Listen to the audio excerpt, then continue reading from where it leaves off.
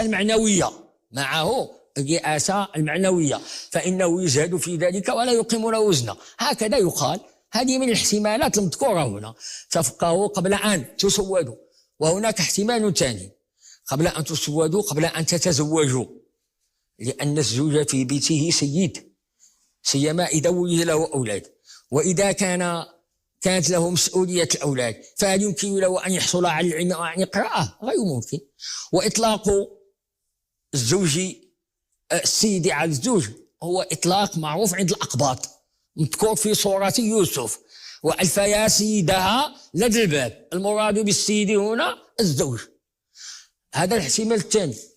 الاحتمال الثالث: قبل أن يظهر السواد في لحاكم، يعني تعلموا أنتم صغار، لأن التعلم في الصغار كالنقش في الحجر، والتعلم في الكبار كالنقش على الماء.